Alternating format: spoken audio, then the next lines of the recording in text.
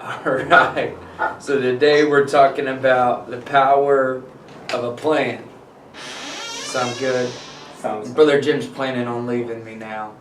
He's going to leave me all alone. It's okay, you can go. That was your plan.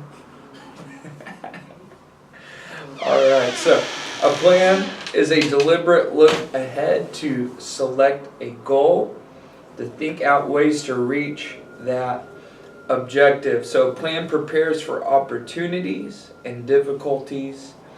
And so included in the plan are the goals, what to do, when to do it, who will do it, and how to do it. And so all those question words, again, you're just going to answer all those questions, and that becomes the plan.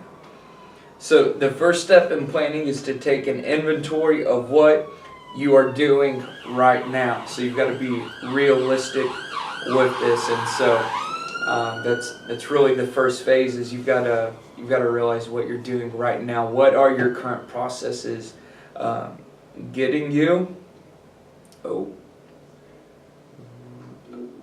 are we back? Okay. All right, it stopped and I had connection lost on my end.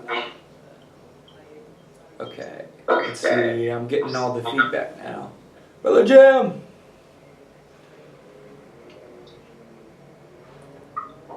Okay, I'm going to grab him because I keep on hearing myself talk back, and that's going to be annoying the whole time. Well, are we good? Yeah. Okay, it stopped doing that. I was like, there's no way I was going to continue on with that. I kept on hearing the echo. Alright, so we've got to consider what we're doing right now, be realistic about that and those outcomes. What can we take a look at? What we're doing currently. So if you're doing too much routine work, it's time to delegate that work. What is the work that you're doing right now that someone else could easily be doing so that you can focus on what only you can do? And so that's really important as a leader, because a lot of times there's work that only the leader can do. And that's especially important when it comes to vision casting, to maybe things that the followers will only listen to if it's coming from the leader. And so if the leader isn't able to communicate that, because of spending time on other duties that other people could be doing, there's some inefficiency right there, and so that's when some delegation could come in. So for some people, they hate planning, so they want to know why should we plan? That seems like too much work ahead of time. Some might be more spontaneous. Why plan things out? It's more exciting if you just wake up in the morning and you have no idea what's going to happen, right? Some people just live for that. And so the real reason for planning is that it pays off. It is a way to get the most results from the least amount of effort. So it seems like it's extra work. It seems like a lot more effort, but the result is you actually have more results for the amount of effort that you're putting in for it. So it's planning out ahead of time instead of waiting for a crisis or an emergency, right? Just waiting. I'm not going to plan things out. Once disaster strikes, right? Once we do have the fire at the church, and we've got to figure out how to make our exit. We'll figure out what to do about adding to our Sunday school. Once all the kids have aged out and we have no more kids in the Sunday school, then we'll figure out how to add growth. So planning ahead of time will help us avoid that extra effort that's going to be intensified if we wait until disaster strikes. So planning allows you to recognize and seize opportunities. It will help you avoid many troubles when the emergencies come up. And so it is foundational for effective management. And so you cannot measure progress effectively without planning. How can you know if you're growing quickly enough if you have no basis of measurement? The plan is the measurement for how healthy your organization is.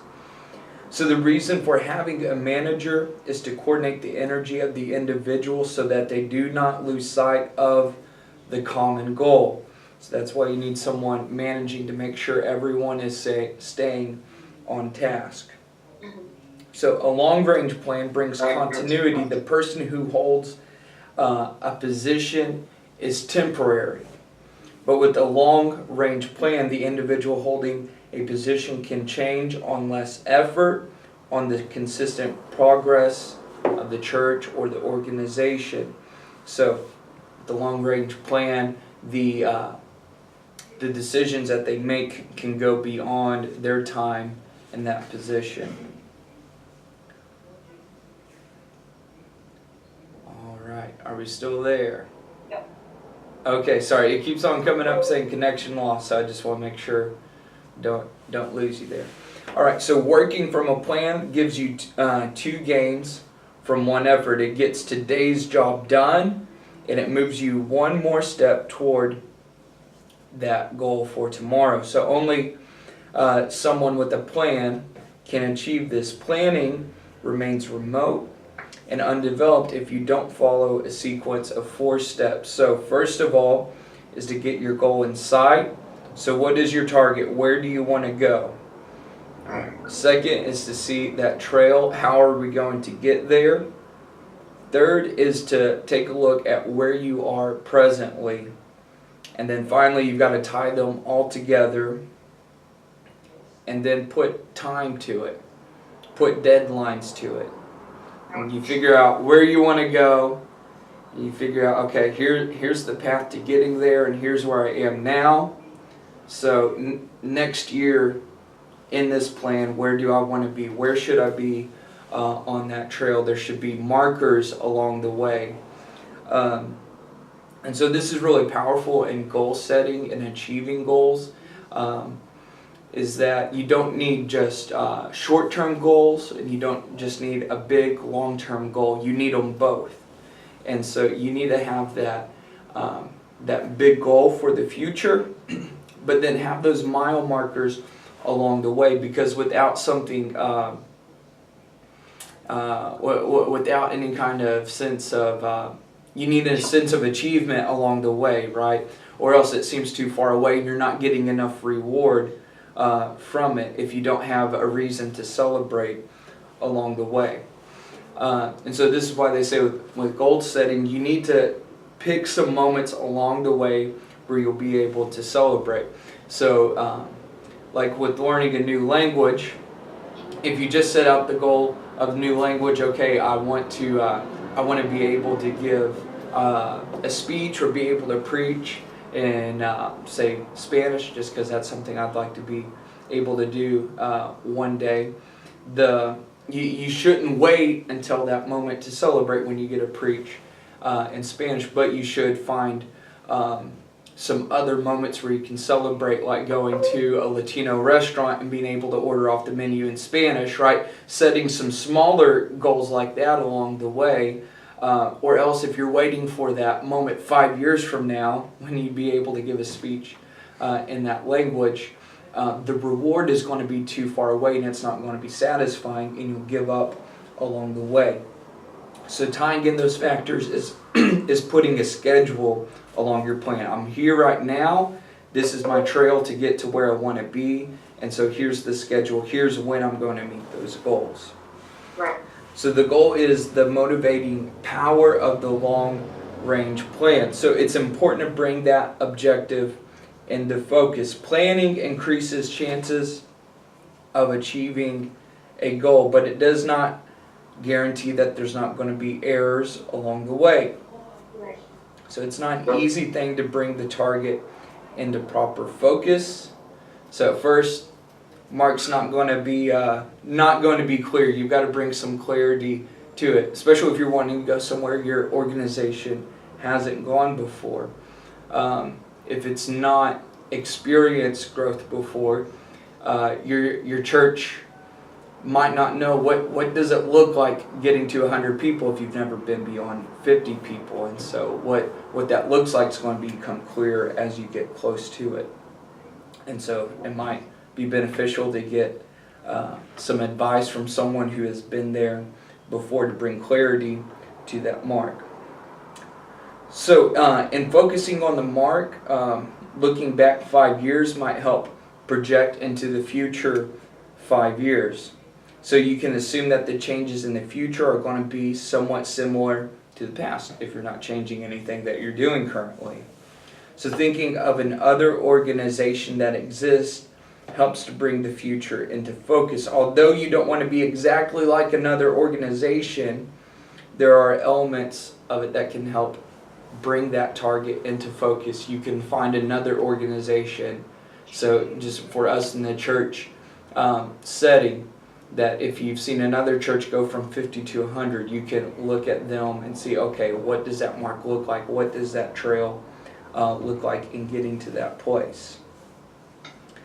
So with the goal in sight, you should work aggressively in one definite direction. So unexpected opportunities will appear as you go along. So if you're someone with a plan, you will grasp the opportunity if it's going to help you today in achieving that plan.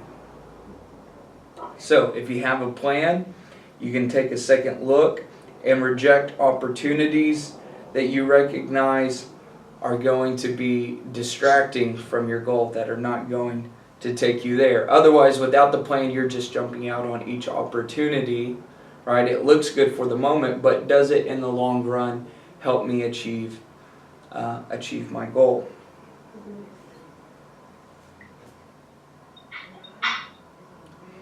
Alright, so we want to be sure to schedule our progress towards our target. What gets scheduled gets done.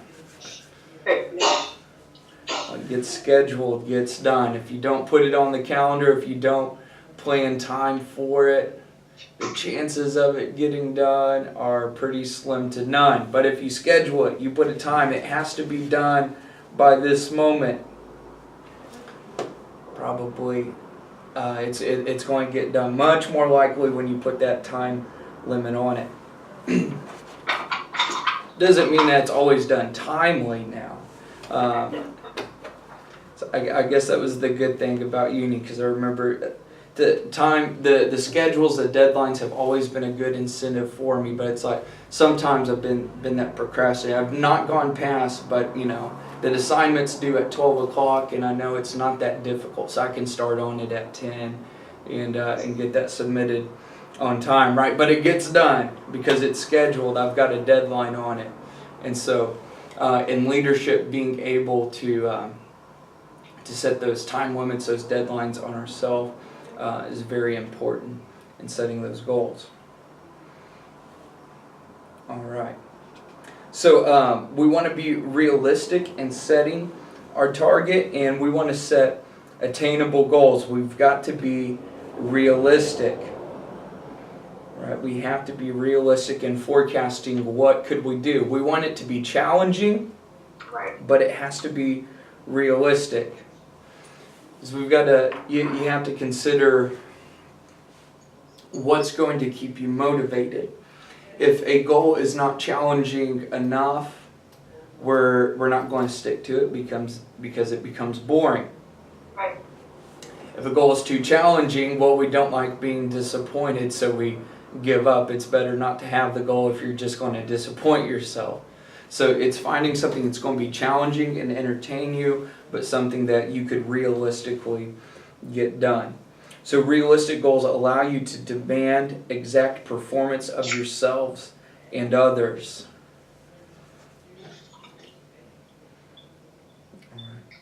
Also makes it possible to develop the important "we shall achieve" attitude. So the achievement attitude enables you to be realistic in setting an objective you can obtain,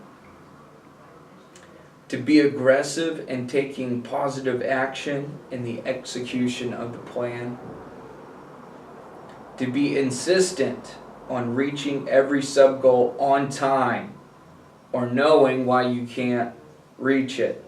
All right, so I think that's an important one right there, is having those sub-goals and being consistent and demanding we've got to reach these goals these sub-goals along the way. By this time, we're going to be here, right? And being determined by sticking with the plan until you are certain that changes are the only way out. So being determined to stick with the plan until you know we've got to make a change because our current progression, this isn't going to happen. So unless you're at that point where you know our current progression isn't going to work, we've got to stick with the plan because we have it in place. This is a policy we're sticking by.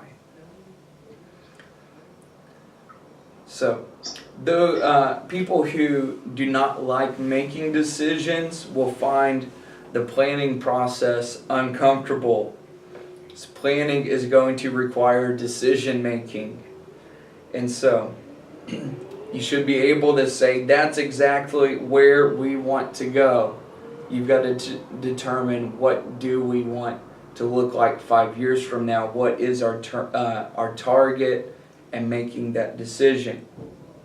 So you can decide on the details along the way, but you've got to make a decision about what the long-term target is. So the forecasting process is a survey into the future. So when you forecast, you're going to do several things. You're going to get facts about your internal organization and its trends. All right, so it's looking back, what has growth been like in our organization in the past? The internal things within the organization, our local church, looking at what's attendance been like, what has the growth been like, whatever measurements you want to use within the church or your organization. So you want to gather facts about your outside environment and its trends. What is the city's population? How has it grown? Or how has it faded away? Or if you're in a rural area, perhaps people are moving into the city. Maybe you're in a city where growth is taking place drastically, and there can be economic trends that you want to look at as well. If that's a measurement you're wanting to look at in the church, you're wanting to increase giving, to purchase a building, or to go towards evangelism. You want to look at what are the economic factors in my city, because that'll be important here in a moment. All right, so then you want to gather facts about what you feel will probably happen to these two factors listed above. So, given these current trends, what's going to happen in the next 5 years within the organization and within my city? So analyze these facts and consider the probabilities, both the good and the bad factors that come with them, and then develop a number of alternative courses that you should take should disaster happen. All right, and then find out which of these plans is the best to follow.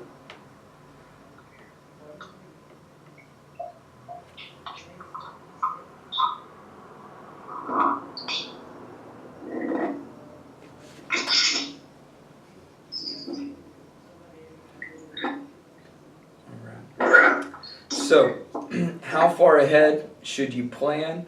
5-year goals is often what people look at for an organization, so it's been widely accepted for the long-term goals.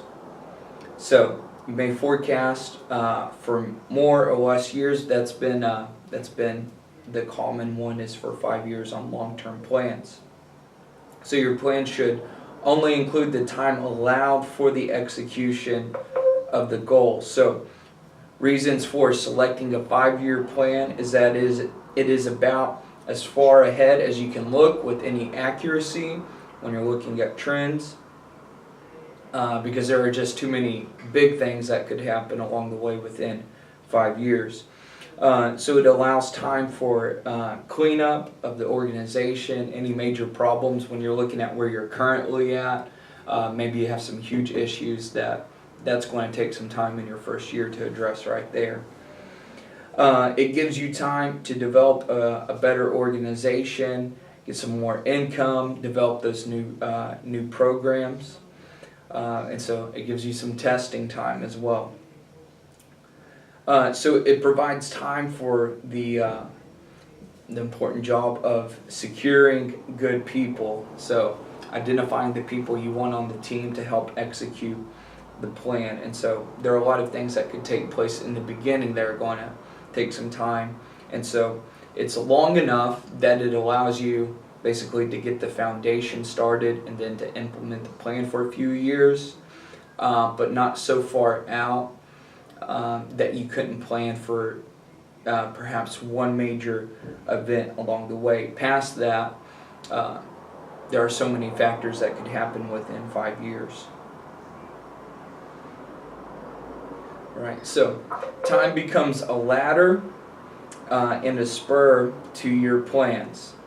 So expect and plan for acceleration in your progress. In the first year, you may expect a progressive rate of 2%, 9%, and then and you go on and just increase the progression you expect to have each year. So the planner should pick out early alarm bells or key changes such as technology, income, people, skills, all those development that indicate environmental change that may call for an alteration to the plan.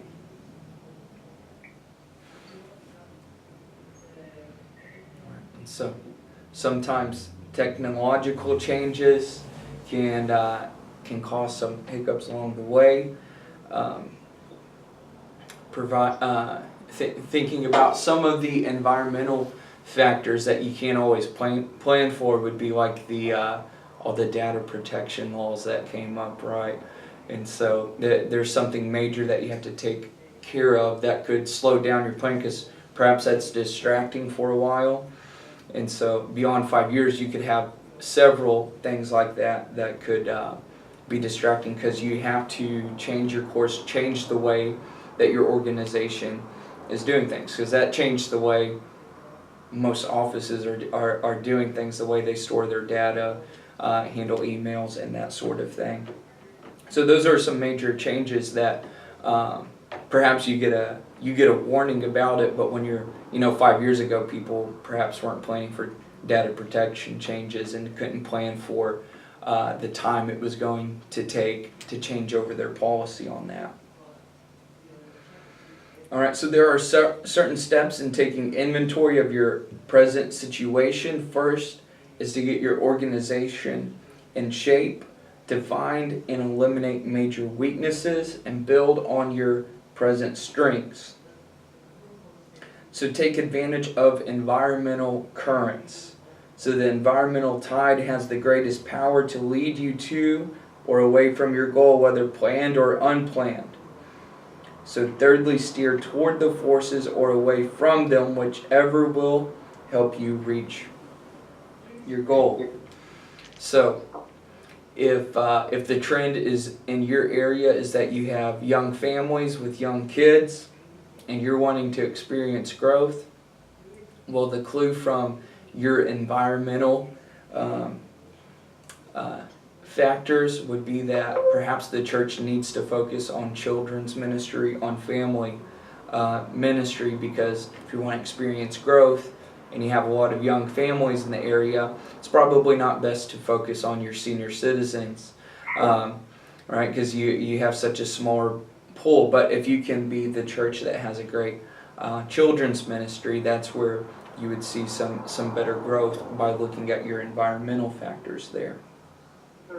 And so that can be important internally as well.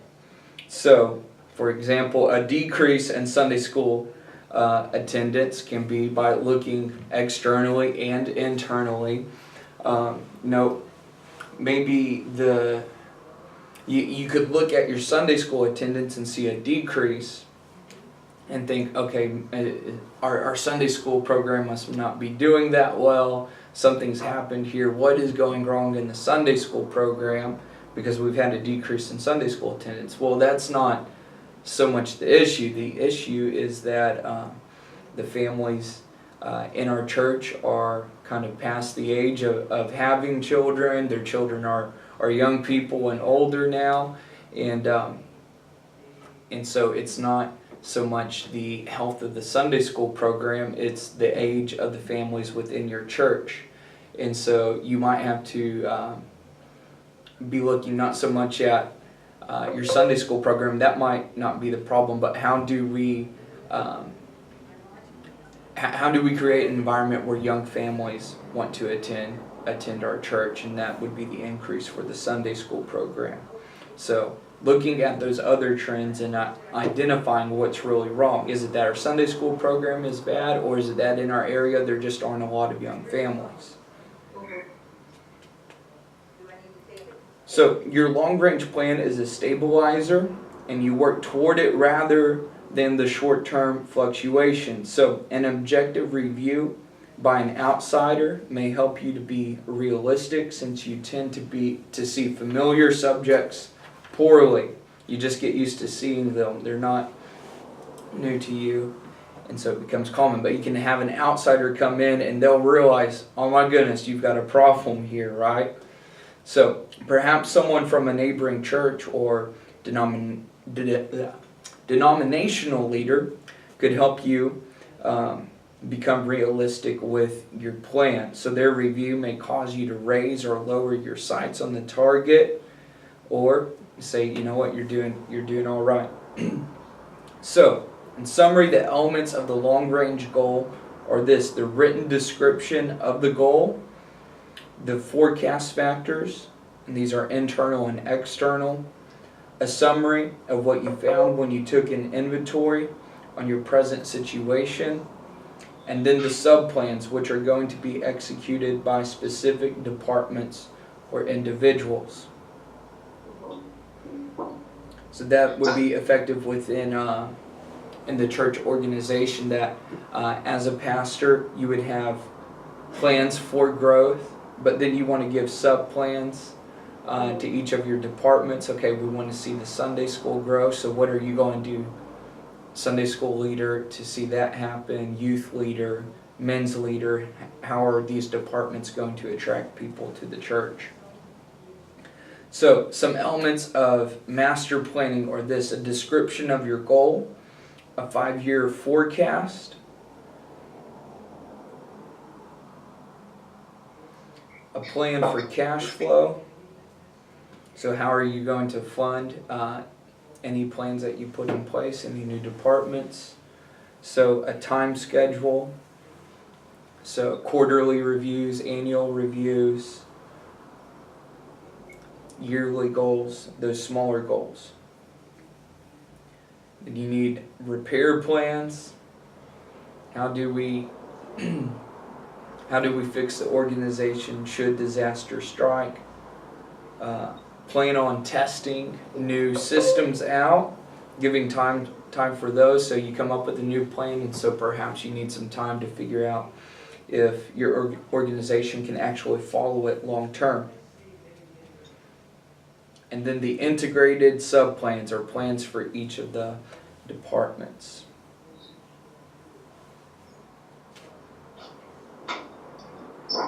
Alright. So use reports to help you control the progress or failure of your plan. Reports should answer 2 continuous and highly important questions. What are we supposed to do by this date? And what do we do by this date? Or what did we do, rather? So what were we supposed to do, and then what actually took place? That's what our report should give us, and so we set those times to give the reviews and to bring a report. So with the plan, your process of managing boils down to something pretty simple. So measure all results in terms of attaining specific sub-goals. Did we attain the sub-goals along the way? So compare this actual performance against the planned performance established in the plan, then measure the distance. Where did we want to be? Where did we actually end up? So we have to commit ourselves to the plan, all right? Not giving in to the temptation to abandon our plan within a few months. So to assure the success of the plan, you have to commit yourself to it, talk yourself through it, enthusiastically about it. It's going to happen. We're going to do it no matter how much I want to give up. We're sticking to it because we know long term this is what's best. So make a commitment in front of one or more of your associates. All right. So perhaps as pastor, you want to commit yourselves to the church. Make it public. This is what we're going to do. Now you have a little bit of accountability because they're going to be asking, what happened to this plan, pastor? What happened to the plan, Sunday school leader, youth leader, men's leader, ladies leader? You said this was going to happen. You told us it was going to happen, but you didn't stick to the plan. So we have some accountability when we tell others this is what's going to happen. All right, so publish the plan, give an outline for it, give it a schedule. Let the people in the organization see it, speak about it, cast that vision. This is what is going to take place. This is how you can get on board and make it happen. Make sure people understand the plan, what you want to see. So you're going to suffer a double loss if you fail to follow the plan. You'll lose the time and energy that produced the plan, and you'll also lose out on the potential results that you could have obtained if you had followed the plan in the first place. So planning requires a good deal of effort, but it's worth it. The results that you get for the effort are greater value if you try to just go along without a plan. So a good plan is not the guarantee of success, but it is a great help. Much more likely increases the probability of success if you have the plan. All right, so that's all that I have for today. All right, so we're going to get a plan on how to get Zion in here. Yes. Need to message her constantly. But she doesn't reply. But that was good. It's interesting that you can take sort of like how... I think I've lost you. Can you hear me? Oh, yep, we're back now. It's interesting that you can use, because like organizations use things for like their growth, and it's nice to actually be able to cross over and use it in the church. I've never seen it that way, but yeah, new perspective. Yeah, absolutely. Yeah, that's what you're studying in uni, isn't it? No. No, but I will work for an organisation like the NHS, which has a lot of problems within itself, but then there's a lot of planning going on right now. Okay. Yeah, so yeah, I can relate to that kind of. Yeah. So with the NHS, management of the clinics and hospitals, that certainly looking at that and evaluating all the goals all the time. Yeah, so that's definitely where we could cross over. Unfortunately, we don't see it enough within the church, but yeah. It's always it's good to find that balance, because it's always like, oh, whatever the Lord will lead us, which is great, but also you need to be practical as well, having plans like where you want God to go. Yeah. Specific and organized. Yeah, that's cool.